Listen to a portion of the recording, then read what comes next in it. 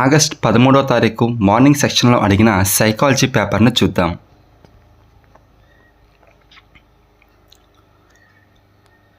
ప్రాథమిక పాఠశాలలోని ఒక పిల్లవాడు గోర్లు కొరకడం గమనించిన ఉపాధ్యాయుడు ఫ్రాయిడ్ మనోలైంగిక వికాస సిద్ధాంతాన్ని పునఃస్మరణ చేసుకున్నాడు. ఈ అపసవ్య లక్షణం ఈ దశలో స్థిరీభావం చెందుతుంది. ఏ దశలో నుండి మనకి నోరు కామ ఉద్దీపన కేంద్రంగా ఉండే దశ ఏంటి? సిగ్మండ్ ఫ్రాయిడ్ ప్రకారం మౌఖిక దశ. కాబట్టి గోర్లు కొరకడం అనే అపసవ్య లక్షణం మౌఖిక దశలో స్థిరీభావం చెందడం జరుగుతుంది. వికాస దశలకు సంబంధించి సరైన జతలు. వికాస దశలకు సంబంధించి సరైన జతలు ఏమిటండి?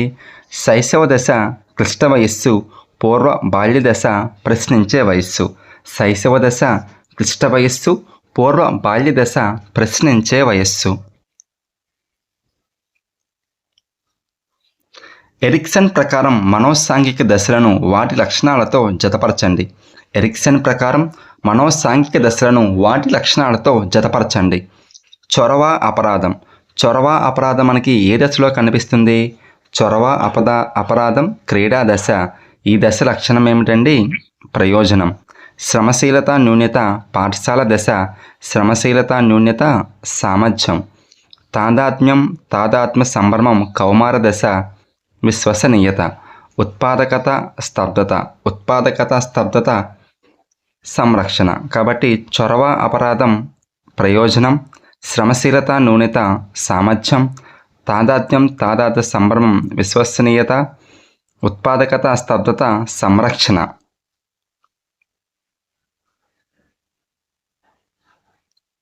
కోల్బర్గ్ నైతిక వికాస సిద్ధాంత స్థాయిలను వాటి లక్షణాలతో జతపరచండి.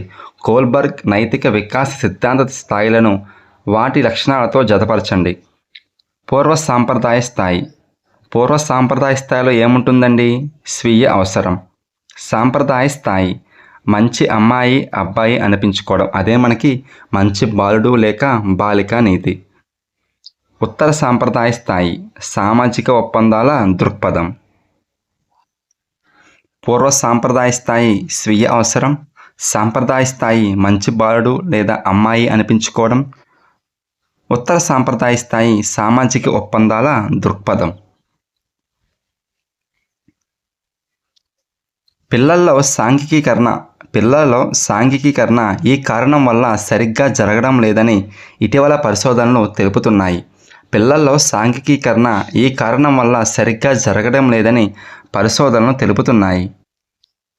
చిన్న కుటుంబ వ్యవస్థ వలన పిల్లల్లో సాంఘికీకరణ జరగడం లేదని ఇటీవల పరిశోధనలు తెలుపుతున్నాయి. దేనివల్ల? చిన్న కుటుంబ వ్యవస్థ వల్ల పిల్లల్లో సాంఘికీకరణ జరగడం లేదు. ఒక విద్యార్థి మొదట సంఖ్యలు, కూడికలు, తీసివేతలు నేర్చుకుని తద్వారా పూర్వజ్ఞానంతో గుణకారాలు, భాగాహారాలు చేస్తూ ఇప్పుడు చిన్న సమీకరణాలను ఛేదించగలుగుతున్నాడు. ఈ విద్యార్థి ఈ వికాస సూత్రాన్ని ప్రదర్శిస్తున్నాడు. ఒక విద్యార్థి మొదట సంఖ్యలు, కూడికలు, తీసివేతలు నేర్చుకొని తద్వారా పూర్వజ్ఞానంతో గుణకారాలు, భాగాహారాలు చేస్తూ ఇప్పుడు చిన్న సమీకరణాలు ఛేదించగలుగుతున్నాడు. అయితే ఆ విద్యార్థి ఏ వికాస సూత్రాన్ని ప్రదర్శిస్తున్నాడు? మనకి ఎప్పుడైనా సరే ఇచ్చిన ప్రశ్నలో తద్వారా దాని ఆధారంగా ఉంటే అది మనకి సంచిత సూత్రం అవుతుంది. ఏమిటి? సంచిత సూత్రం అవుతుంది. కాబట్టి ఆప్షన్ 4 అవిచ్ఛిన్న మరియు సంచిత సూత్రం. అవిచ్ఛిన్న మరియు సంచిత సూత్రం అనేది సరైన సమాధానం. పిల్లవాడి పెరుగుదల మరియు కాలంతో పాటు వచ్చే మార్పులను అధ్యయనం చేసే మనోవిజ్ఞాన శాస్త్ర విభాగం. పిల్లవాడి పెరుగుదల మరియు కాలంతో పాటు వచ్చే మార్పులను అధ్యయనం చేసే మనోవిజ్ఞాన శాస్త్ర విభాగం ఏమిటి? వికాస మనోవిజ్ఞాన శాస్త్రం. పిల్లవాడి పెరుగుదల మరియు కాలంతో పాటు వచ్చే మార్పులను అధ్యయనం చేసే మనోవిజ్ఞాన శాస్త్ర విభాగమే వికాస మనోవిజ్ఞాన శాస్త్రం. మానవ జన్యువులోని అటోజోముల సంఖ్య. మానవ జన్యువులోని అటోజోముల సంఖ్య ఎంతండి? 22 జతలు. మొత్తం 22 జతలు. అదే మానవుని జన్యువులోని మొత్తం క్రోమోజోముల సంఖ్య ఎంతంటే 23 జతలు. అటోజోముల సంఖ్య 22 జతలు, హల్లోజోముల సంఖ్య 1 జత. మొత్తం కలిపి 23 జతలు. అనువంశికవాదులకు సంబంధించి సరికాని స్టేట్మెంట్ని గుర్తించండి. అనువంశికవాదులకు సంబంధించి సరికాని స్టేట్మెంట్ని గుర్తించండి. ఫస్ట్ ఆప్షన్ చూడండి. డగ్డేల్ డార్విన్ కుటుంబాన్ని పరిశీలించారు అన్నారు, కానీ డగ్డేల్ జూక్స్ కుటుంబాన్ని పరిశీలించారు. డగ్డేల్ జూక్స్ కుటుంబాన్ని పరిశీలించారు. ఫ్రీమెన్ చాలామంది కవలలు మరియు సోదరుల ప్రజ్ఞపై అభ్యసించారు, సరైనదే. ఆల్పోర్ట్ వైయక్తిక భేదాలకు అనువంశికత కూడా కారణమని అభిప్రాయపడ్డారు, సరైనదే. గాల్టన్ గారు 997 ఇంగ్లాండ్ వ్యక్తుల కుటుంబ చరిత్రను అధ్యయనం చేశారు. ఈ మూడు మనకి అనువంశికవాదులకు సంబంధించి సరైన స్టేట్మెంట్లు. స్టేట్మెంట్ 1 సరికాదు. డగ్డేల్ జూక్స్ కుటుంబం మీద పరిశోధన చేశారు. స్వబుద్ధి ప్రక్రియలోని దశ కానిది. ప్రణాళిక తయారీ, పర్యవేక్షించడం, మూల్యాంకనం ఈ మూడు కూడా స్వబుద్ధి మెటాకాగ్నిషన్ ప్రక్రియలో దశలు అవుతాయి, కానీ పునర్బలనం అనేది స్వబుద్ధి ప్రక్రియలో దశ కాదు. అభ్యసన బదలాయింపు సిద్ధాంతాలు, వాటి ప్రతిపాదించిన వారి సరికాని జత. అభ్యసన బదలాయింపు సిద్ధాంతాలు, వాటిని ప్రతిపాదించిన వారికి సంబంధించి సరికాని జత. సమరూప మూలకాల సిద్ధాంతాన్ని ప్రతిపాదించింది ఎవరండి? థార్న్డైక్. సాధారణీకరణ సిద్ధాంతం చార్లెస్ జడ్, సరైనదే. ఆదర్శాల సిద్ధాంతాన్ని ప్రతిపాదించింది ఎవరు? WC Bagley. కాబట్టి సమరూప మూలకాల సిద్ధాంతం థార్న్డైక్, ఆదర్శాల సిద్ధాంతం డబ్ల్యూసి బాగ్లే, సాధారణీకరణ సిద్ధాంతం చార్లెస్ జడ్. పియాజే సంజ్ఞానాత్మక వికాస సిద్ధాంతం ప్రకారం పూర్వ భావనాత్మక దశ, అంతర్బుద్ధి ఆలోచనల దశలు ఈ ప్రధాన దశలో అంతర్భాగం. పియాజే సంజ్ఞానాత్మక వికాస సిద్ధాంతం ప్రకారం పూర్వ భావనాత్మక దశ, అంతర్బుద్ధి ఆలోచన దశలు ఈ దశలో అంతర్భాగం. ఏ దశలో అంతర్భాగం అండి? పూర్వ ప్రచాలక దశలో అంతర్భాగం. అంతర్దృష్టి అనే పదాన్ని మొదట వాడినవారు ఎవరు? అంతర్దృష్టి అనే పదాన్ని మొట్టమొదట ఉపయోగించింది కోహిలర్. ఎవరండి? కోహిలర్. వర్గాల సాంకేతీకరణ వ్యవస్థ అనేది ఈ అభ్యసన సిద్ధాంతంలో ముఖ్య అంశం. వర్గాల సాంకేతీకరణ వ్యవస్థ, కోడింగ్ సిస్టమ్ అనేది ఈ అభ్యసన సిద్ధాంతంలోని ముఖ్య అంశం. అన్వేషణ అభ్యసనం. అన్వేషణ అభ్యసనంలోని ముఖ్య అంశమే సాంకేతీకరణ వ్యవస్థ, కోడింగ్ సిస్టమ్. అభ్యసన వక్రరేఖలో అభ్యసన వేగంలో ఏమాత్రం అభివృద్ధి చూపని దశ. అభ్యసన వక్రరేఖలో అభ్యసన వేగంలో ఏమాత్రం అభివృద్ధి చూపలేని దశ ఏమిటి?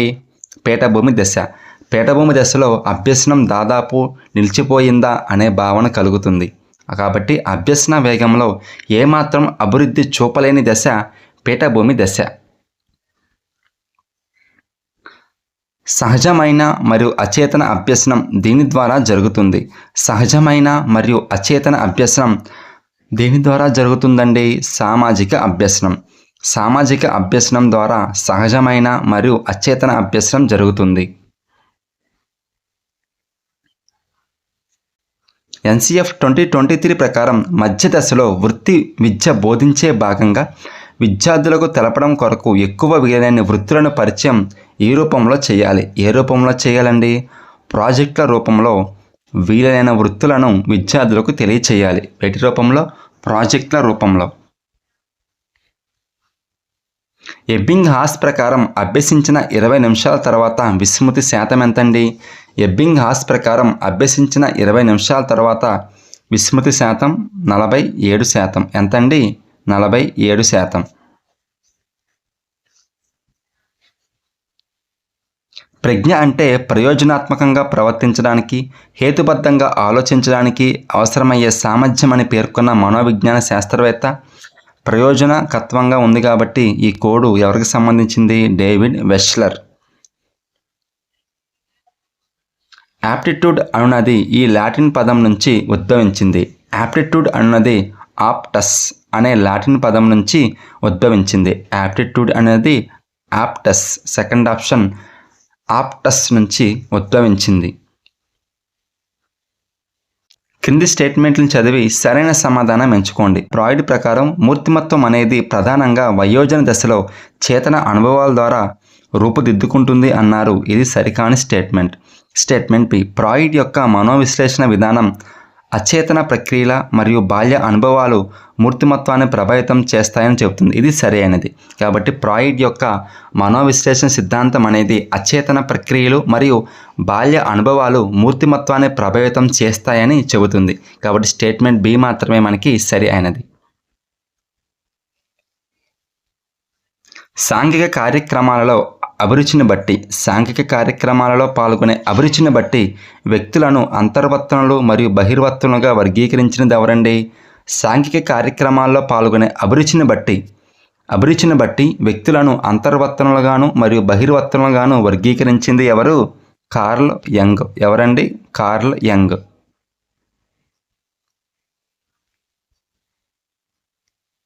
సాధారణ పేపర్ పెన్సిల్ పరీక్షల వలన భావనాత్మక అవగాహన ఖచ్చితంగా ప్రతిబింబించడం లేదని ఒక ఉపాధ్యాయుడు గమనించి పనితీరు ఆధారిత రూబిక్ మూల్యాంకనాల్ని అభివృద్ధి చేసి తన సైన్స్ తరగతిలో పరీక్షించింది.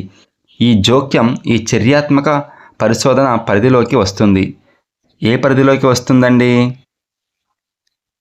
తరగతి గది పద్ధతులు మరియు బోధనా వ్యూహాలు. తరగతి గది పద్ధతులు బోధనా వ్యూహాల పరిధిలోకి వస్తుంది.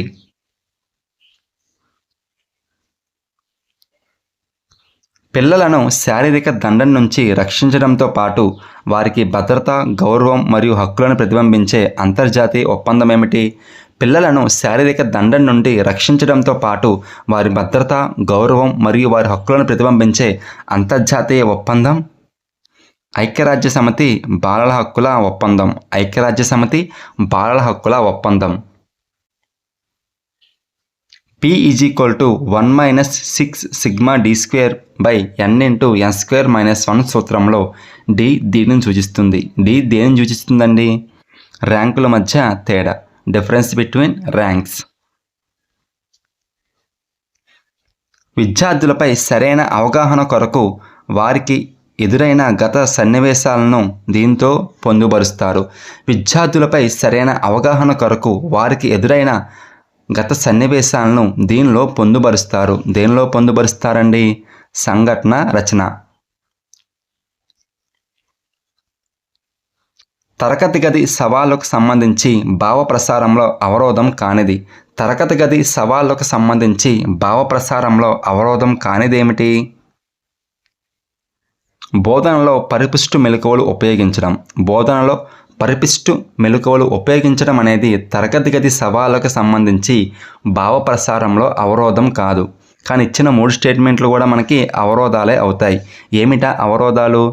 సాంస్కృతిక భేదాలు, విద్యార్థి పూర్వ అనుభవంతో సంబంధం లేకపోవడం, తెలియని పదాలను బోధనలో ఎక్కువగా ఉపయోగించడం అనేది భావ ప్రసారంలో కనిపించే అవరోధాలు. బోధనలో పరిపుష్టు మెలకువలు ఉపయోగించడం అనేది భావ ప్రసారంలో అవరోధంగా పరిగణించరు. ఫాంట్ డైలాగ్ బాక్స్ కొరకు MS వర్డ్లో షార్ట్ కీ ఏంటండి? ఫాంట్ డైలాగ్ బాక్స్ కొరకు షార్ట్ కీ Ctrl+D. సమాచార ప్రసార సాంకేతిక ప్రధాన అంశీభూతాలు. సమాచార ప్రసార సాంకేతికత ప్రధాన అంశీభూతాలు ఏమిటి? అనుసంధానత, అందుబాటు, వేగం. అనుసంధానత, అందుబాటు, వేగం అనేవి సమాచార ప్రసార సాంకేతికత ప్రధాన అంశీభూతాలు. సమర్థవంతమైన అభ్యసన గమ్యములను నియమించుటకు స్మార్ట్లు ఉపయోగిస్తున్నారు. అయినా స్మార్ట్లో R అనగా సమర్థవంతమైన అభ్యసన గమ్యములను నియమించుటకు స్మార్ట్లు ఉపయోగిస్తున్నారు. అయినా స్మార్ట్లో R అనగా ఏంటండి? R అనేది మనకి రియలిస్టిక్. ఏమిటి? R అంటే రియలిస్టిక్ అని అర్థం.